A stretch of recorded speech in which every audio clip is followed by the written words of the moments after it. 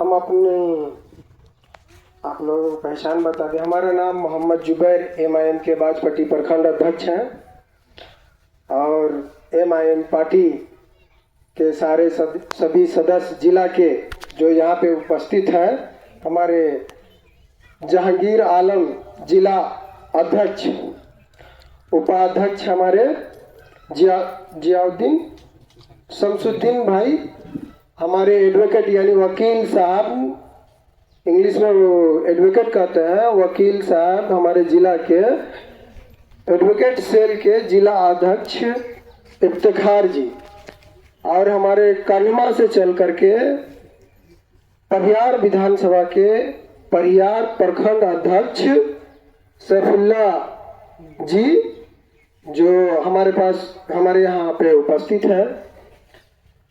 यहाँ पे हम आप लोग जो आए हैं तो MIM पार्टी ऑल इंडिया मजलिस इत्तेहादुल मुस्लिमीन के सभी कार्यकर्ता हैं, जो कि आप लोग जानते भी होंगे सोशल मीडिया में ओवैसी साहब को, हमारे कायद बैरिस्टर असदुद्दीन ओवैसी साहब, जिनके हम लोग रहनुमा हैं या हम लोग उनके कारकुरान हैं।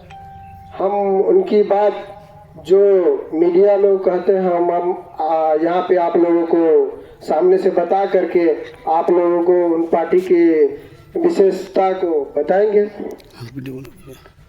और आप लोग जितने भी यहाँ पे सभी लोग उपस्थित हैं उन लोगों का हम धन्यवाद और स्वागत करते हैं। और जो लोग नहीं आ पाए हैं उनसे भी हम गुजारिश करते हैं कि ऑल इंडिया मजलिस इत्तेहादुल मुस्लिमीन का प्रोग्राम है जो कि भवानीपुर गांव है और वसीम भाई के घर पे रखा गया है। आप लोग कृपया करके यहाँ पे आए और कुछ बात हमारी सुने और सुन करके ओवैसी साहब के बारे में हम लोग कहेंगे। वीडियो बनाना ऐसे बना। तो बहुत बहुत आप लोगों का शुक्रिया होगा जो आप लोग यहाँ पे आएंगे। हमको तो इतना बोलने नहीं आता है माइक पे, लेकिन जो बोल रहे हैं समझिए कि थोड़ा बहुत बोल लेते हैं। नहीं है कोई अभी हमारे अतिथि जो बोलने वाले वो अभी नहीं है, ज़्यादा हमको बोलना नहीं आता है जी।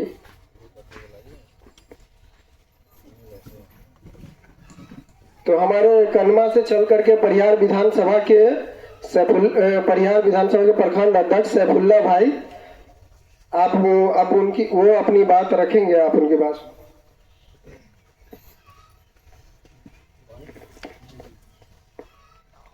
बिस्मिल्लाहिर्रहमानिर्रहीम। अस्सलामु अलैकुम वरहमतुल्लाहि वबरकातुहू। मेरे अज़ीज़ पर्दानशीन माँ बहनों, मैं सैफुल्ला नाइमी, मेरा गांव और पंचायत कनवा है। आप लोग जानते होंगे कनवा यहाँ से ज़्यादा दूर नहीं, 40-44 किलोमीटर है। और वहाँ जो प्रखंड है हमारा परियार है, वही परियार प्रखंड अध्यक्ष हूँ मैं। आज से 1 साल पहले इसी महीने में 24-25 तारीख यानी 24-25 अगस्त 2024 आपका जो ये मदरसा दारुल उलूम इब्राहिमिया है मौलाना मोहम्मद अली साहब का, वहाँ मैं यहाँ जुड़ा भी था और तकरीबन 5-6 महीने में पढ़ाया भी यहाँ। और उस टाइम मैं अपने दीन की फ़िक्र को लेकर आया था, लेकिन अब उसके 1 साल बाद मैं अपनी क़यादत की फ़िक्र को लेकर आया हूँ। दीन सिखाने वाले मदारिस मकातिब में हमारे उलमा इकराम बहुत है माशाअल्लाह और सिखाते भी हैं, लेकिन उन्हीं में से कुछ को हमारी क़यादत और हमारी लीडरशिप के बारे में भी समझाने की ज़रूरत है। और अब एक ज़माना था और वो ज़माना चला गया कि हम हमेशा से दूसरों के पीछे लगे रहे। देश की आज़ादी को तकरीबन 77-78 साल हो गए और आज तक हमारे बूढ़ी माएँ और बूढ़े हमारे चचा, वो लोग वोट देते देते आज बूढ़े हो गए, लेकिन हमारे हालात फिर भी नहीं बदले। आज भी हमारे बच्चे जरी के कारखानों में तप रहे हैं। आज भी हमारे नौजवान भाई घर को छोड़कर, अपने माँ बाप को छोड़कर, अपने बाल बच्चे को छोड़कर दूसरी जगह पे जा रहे हैं। और आज भी हमारे एजुकेशन यानी हमारे तालीम का जो हाल है वो सबसे ज़्यादा बुरा हाल है। आज आप देख लीजिए, हमने हमेशा से लालटेन छाप को वोट किया, हमेशा से लालू का सपोर्ट करते रहे, हमेशा से लालू लालू करते रहे। लेकिन आप कहिए कि क्या आपके गांव, आपके पंचायत या आपके प्रखंड में एक स्कूल आपके लिए खुलवाया गया है? आपके लिए खुलवाया गया? आपके बच्चों के लिए खुलवाया गया? नहीं। उन्हें सिर्फ आपका वोट चाहिए था, चाहिए है और चाहिए रहेगा। आपको सिर्फ वो अपना वोट बैंक समझते हैं। और ये मजबूरी हमारी ये थी कि हमारे पास कोई ऑप्शन नहीं था, हमारे पास और कोई ऑप्शन नहीं था। अब अल्हम्दुलिल्लाह हमारे पास ऑप्शन है। ऑल इंडिया मजलिस इत्तेहादुल मुस्लिमीन, जनाब असदुद्दीन ओवैसी साहब जो हैदराबाद के हैं, उनकी ये पार्टी है। जीतते वो हैदराबाद से है, लेकिन आवाज बनते हैं पूरे मुसलमानों की, आवाज बनते हैं पूरे हिंदुस्तान के मजलूमों की, आवाज बनते हैं पूरे मजबूरों की। वो ऐसे शख्स है, आज वो ना होते तो ना जाने हम पर कैसे कैसे कानून आयद होते हैं। और कई कानून बनाया जा रहा है, लेकिन उनके खिलाफ अगर कोई शख्स बोलने वाला होता है तो वो बैरिस्टर असदुद्दीन ओवैसी साहब होते हैं। आप देख लीजिए, अभी कुछ महीने पहले वक्फ पर एक बिल बनाया जा रहा था, उसके खिलाफ अगर सबसे ज्यादा कोई दहाड़ा, कोई बोला, तो वो हमारे कायद बैरिस्टर असदुद्दीन ओवैसी साहब थे। अब मेरी माँ और बहनों, अब वो वक्त चला गया जब हम किसी के पीछे जाया करते थे, हम उनको वोट दिया करते थे। अब आप ये सोचिए कि आपको अपनी लीडरशिप बनानी है। अब आपको इसमें भी जब 4 भाई एक घर में होता है ना, तो वो अपने माँ बाप से अपना हिस्सा लेता है, अपना सबका हिस्सा 4 जगह होता है। अब हमें भी हिस्सेदारी चाहिए, और सियासत में अब हमें भी हिस्सेदारी चाहिए। हम सिर्फ वोट देने वाले नहीं, हम वोट लेने वाले भी बनेंगे। कब तक हम इनके पीछे रहेंगे? ये भी हमारे पीछे तो आए। कब तक हम इनके लिए कुर्सियां लगाए? ये भी तो हमारे लिए लगाए।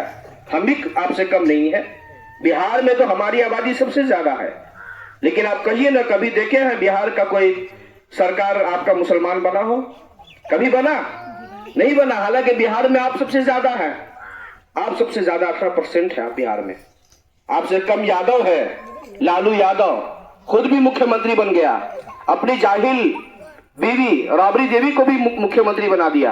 अब चाहता है कि मेरा बेटा भी मुख्यमंत्री बन जाए, और सब खाली मुसलमानों के वोट पर, सिर्फ मुसलमानों के वोट पर। तो आपका वोट लेकर मलाई वो खाते हैं, आपका वोट लेकर मजा वो मारते हैं, आपका वोट लेकर एसी में वो बैठते हैं, आपका वोट लेकर अपने बच्चों को विदेश, लंदन और अमेरिका जैसी यूनिवर्सिटी में भेजते पढ़ने के लिए। और आप कहाँ हैं? आपके बच्चे कहाँ पढ़ रहे हैं? आज आपके बच्चे अगर पढ़ भी पा रहे हैं तो ज्यादा से ज्यादा अगर हिंदी इंग्लिश लाइन में वो पढ़ रहे हैं तो मैट्रिक तक जाते हैं, फिर पैसे की मजबूरी की वजह से सब काम के लिए चल बसते हैं, शहरों को पकड़ लेते हैं। आमतौर पर यही हाल है हमारा आज, क्योंकि हमें मजबूरी ये है कि ना हमारे बच्चों के तालीम के लिए उन्होंने हमें कुछ दिया, और ना हमारी कोई सहायता करते हैं, हमारे लिए कुछ नहीं करते। यहाँ तक स्कॉलरशिप भी बंद किया जा रहा है, और बंद कर दिया गया हमारे लिए, जो बच्चों के लिए आता था, गरीबों के लिए। तो अब आपके लिए कोई रास्ता ही नहीं बचा है ना। मलाई खाते रहे, कभी कांग्रेस वाले, कभी ये आरजेडी वाले, कभी ये जेडीयू वाले भी कुछ साल मलाई खा ली और सरकार बना ली अपनी। लेकिन हमारा क्या होगा?